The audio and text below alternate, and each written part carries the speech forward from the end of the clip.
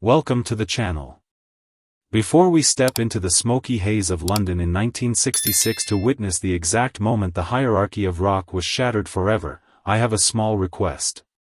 If you believe that rock and roll was at its best when it was dangerous, unpredictable, and impossible to control, then you are in the right place.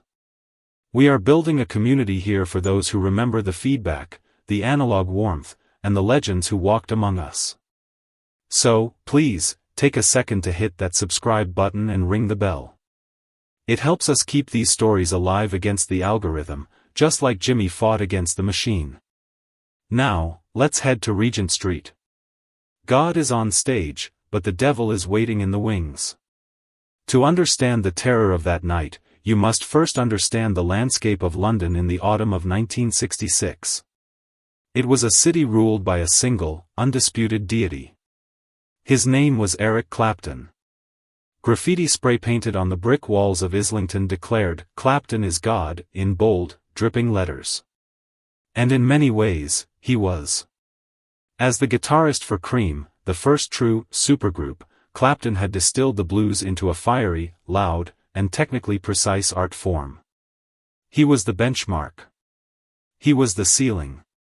Every aspiring guitarist in Britain measured their worth against the speed of his fingers and the tone of his Gibson Les Paul. He was cool, distant, and seemingly untouchable. On the night of October 1, 1966, Cream was scheduled to play a gig at the Regent Street Polytechnic. It was a small, sweaty venue, packed to the rafters with students, hipsters, and musicians who had come to worship at the altar. The air was thick with cigarette smoke and the anticipation of witnessing greatness.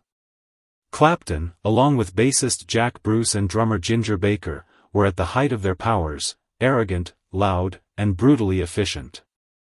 They knew they were the best band in the land. They had no reason to fear anyone, least of all a shy, lanky American who had just arrived in the country 2 days prior. Enter Chas Chandler. The bassist for the Animals had recently discovered Jimi Hendrix in New York and brought him to London with a singular promise: "I will introduce you to Eric Clapton." For Jimmy, Clapton wasn't just a rival, he was a beacon. Jimmy had spent years on the Chitlin circuit, in America, playing backup for soul singers, forced to suppress his wilder instincts. He admired Clapton's freedom, his tone, his status. He didn't want to destroy Clapton. He wanted to jam with him. But destiny, it seems, has a cruel sense of humor. Chas brought Jimmy to the Polytechnic that night. Jimmy was dressed in his mismatched clothes, holding his battered Stratocaster in a soft case. He looked like an exotic bird that had flown into a coal mine. He was nervous, polite, and softly spoken.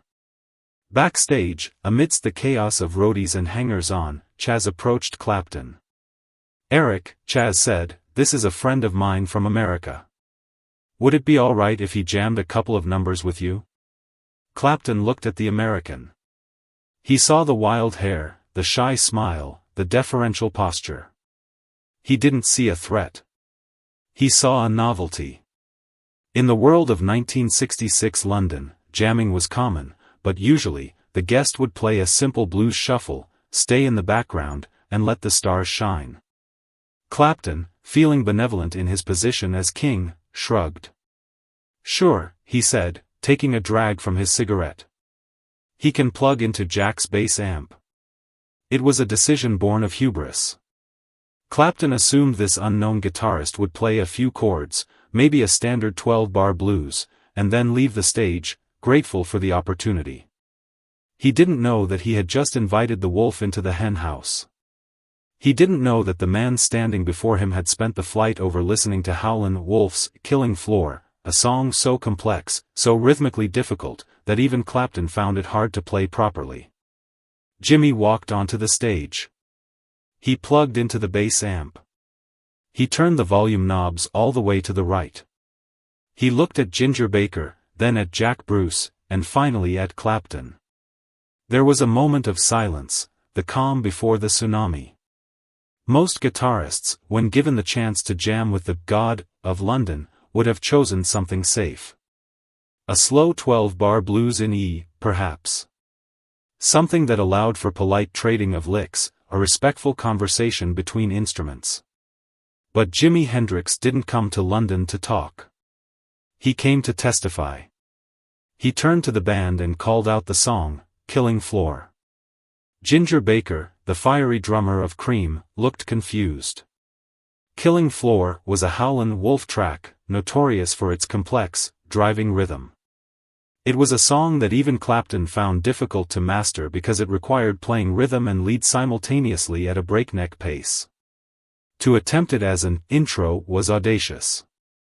To attempt it in front of Eric Clapton was bordering on suicidal. But before anyone could object, Jimi stomped his foot.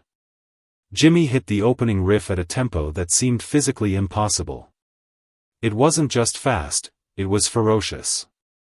He was playing the bass line, the rhythm chords, and the lead melody all at once, his long fingers wrapping around the neck of the Stratocaster like spider legs. The sound coming out of Jack Bruce's bass amp was thick, distorted, and menacing. It didn't sound like a guitar, it sounded like an engine revving in the red zone. Clapton stopped. He literally stopped playing. He stood there, his Gibson Les Paul hanging uselessly around his neck, his jaw slightly slack. He watched as this novelty act transformed into a monster. Jimi wasn't standing still like the British guitarists. He was moving. He was dancing. He was making love to the amplifier. Then came the moment that seared itself into the retinas of everyone in the room. Jimi stepped to the front of the stage. Without missing a note of the blistering solo, he lifted the guitar to his mouth. He began to play with his teeth. It wasn't a gimmick. The notes were clean, sharp, and articulate. He was gnawing on the strings, pulling the sounds out with a primal intensity that was shocking to the reserved British audience. Then, he threw the guitar behind his head, still playing flawless runs, never losing the beat. He fell to his knees, coaxing waves of feedback from the amp, manipulating the noise like a conductor. It was sexual. It was violent. It was unlike anything London had ever seen. The audience, who had come to worship Clapton, was now staring at Jimi with a mixture of terror and ecstasy. They were witnessing the evolution of the species. The Homo sapiens of the guitar had just been replaced by something new. Eric Clapton stood frozen in the eye of this storm. He looked at his hands, the hands that graffiti artists had declared divine, and they suddenly felt heavy and clumsy. He looked at Jimi's hands, which were flying across the fretboard with a liquid grace. Clapton realized, with a sinking feeling in his gut, that everything he knew about playing the guitar had just become obsolete. He wasn't watching a competitor, he was watching his own extinction. He couldn't take it. In the middle of the song, while Jimi was still writhing on the floor in a feedback trance, Eric Clapton unplugged his guitar. He didn't say a word to Ginger Baker. He didn't look at the audience. He simply turned around, walked off the stage, and disappeared into the darkness of the backstage area. The song ended in a crash of cymbals and applause that shook the walls. Jimi stood up, smiling shyly, seemingly unaware that he had just chased the king off his own throne. He looked around. "Where's Eric?" he asked innocently. Chaz Chandler, realizing the magnitude of what had just happened, ran backstage to find Clapton. He found him in the dressing room. Clapton was standing in the corner, trying to light a cigarette. But he couldn't do it. His hands were shaking so violently that the flame kept missing the tip. He looked at Chaz, his eyes wide with a mixture of anger and fear. The cool, detached facade of the God was gone. In its place was a man who had just seen a ghost. "You didn't tell me," Clapton stammered, the unlit cigarette trembling between his lips. "You didn't tell me he was that fucking good." The silence in the dressing room was deafening. While the audience out in the hall was still buzzing from the sonic boom they had just witnessed, Eric Clapton stood in the corner of the small, peeling room, utterly defeated. Chaz Chandler found him there, staring at the floor. Clapton held a cigarette in one hand and a lighter in the other. He flicked the lighter once, twice. But his hands were shaking so violently, a mixture of adrenaline, shock, and a sudden, crushing insecurity, that he couldn't bring the flame to the tobacco. This was the man they called God.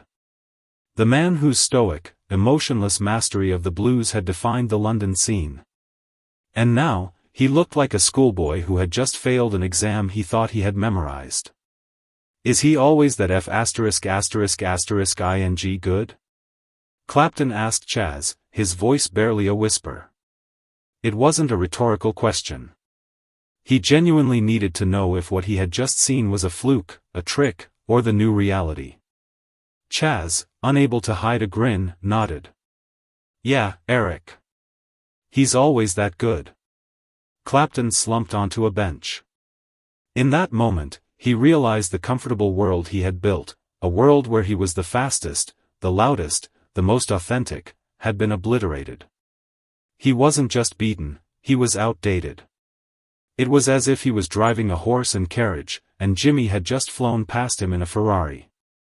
Back on stage, Jimi Hendrix was unplugging his guitar, blissfully unaware of the psychological wreckage he had caused. To Jimi, this wasn't a duel. It wasn't a battle for supremacy. It was just a jam. He idolized Clapton. He had learned licks from Clapton's records. He had wanted to impress his hero, to show him, hey, I speak your language too. When Jimi came backstage, he was looking for Eric. He wanted to talk about muddy waters, about strings, about tone. He didn't realize that Eric had fled the building, metaphorically, and soon literally, to escape the humiliation. Jimi's innocence was perhaps the sharpest blade of all. If he had been arrogant, Clapton could have hated him. But Jimi was sweet, shy, and respectful. You couldn't hate him. You could only fear his talent. The shockwaves of that night rippled out immediately. The next day, the story was all over London. Clapton has been cut, the rumors said. The American killed God. But the effect on Clapton was profound and transformative. He didn't quit. Instead, he evolved. Realizing that his blues purist image was now archaic, Clapton began to change. Within weeks, he abandoned his conservative dress sense. He started wearing psychedelic clothes, scarves, velvet trousers, bright colors. He even got a perm, frizzing his hair to match the wild afro of his new rival. Musically, Cream changed too. They got louder. They got heavier. They embraced the psychedelic chaos that Jimi had introduced. Clapton later admitted that watching Hendrix play made him rethink his entire approach to the instrument. He realized that playing perfectly wasn't enough, you had to play with fire. You had to risk everything on every note. Despite the brutal start, Eric and Jimi became friends. It was a friendship built on the mutual understanding of being at the top of a lonely mountain. They would jam together in clubs across London. But the dynamic had permanently shifted. Clapton never again claimed to be the best. He ceded that ground to Jimi. He accepted his role as the slow hand, the master of melody, while acknowledging that Jimi was the master of the universe. Years later, after Jimi died, Clapton would speak of him with a deep, aching sadness.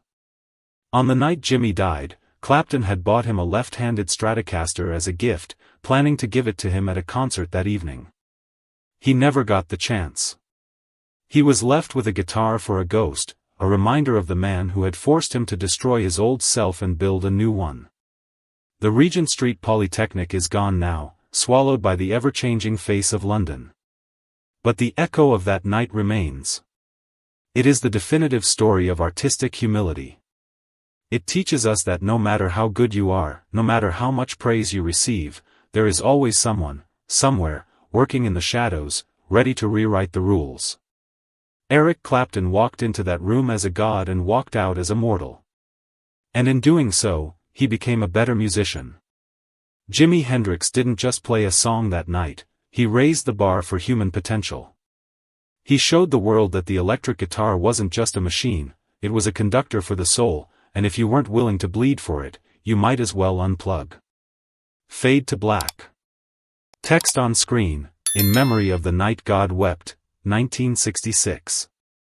Music, the opening riff of Killing Floor plays, fast and aggressive, then cuts to silence. The amplifiers have finally cooled down, and the smoke has cleared from the dressing room. But the question remains, was this the most important moment in British rock history? Did Jimmy destroy Clapton, or did he save him from becoming stagnant? I want to hear your thoughts. Are you Team Slowhand or Team Voodoo Child? Leave a comment below, I read every single one of them. And if this story of ego, talent, and transformation resonated with you, please like this video and share it with a friend who knows that sometimes, you have to lose your crown to find your soul. Until next time, keep the feedback ringing. I'll see you in the next chapter.